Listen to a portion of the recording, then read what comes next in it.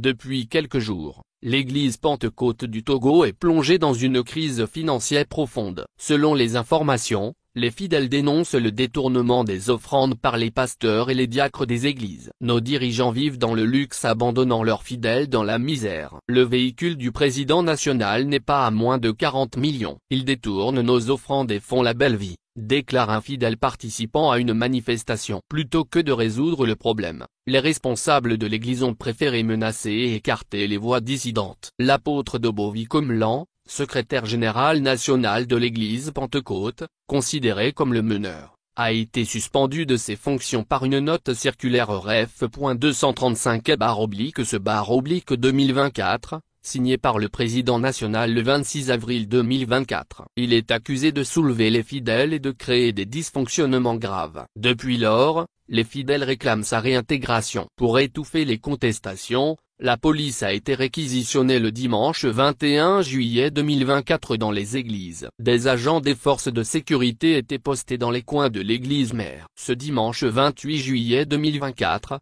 jour du Christ, les fidèles ont intensifié leur mobilisation. Des manifestations de grande ampleur ont eu lieu dans plusieurs églises. Les manifestants scandaient des slogans tels que « Nous ne voulons personne », c'est Dobovi, SG, que nous voulons et appelaient à la suspension du culte.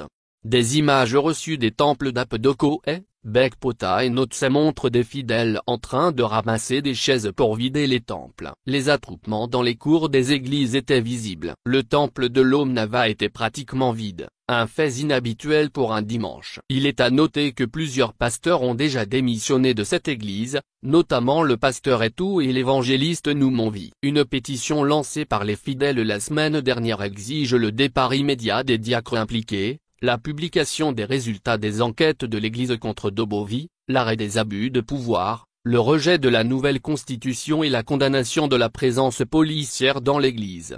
Cette situation malheureuse et honteuse démontre à quel point certains pasteurs transforment leur église en fonds de commerçants. D'autres n'hésitent pas à escroquer leurs fidèles avec des messes de guérison payantes. Des cas de viol et d'adultère sont également signalés dans ces maisons de Dieu.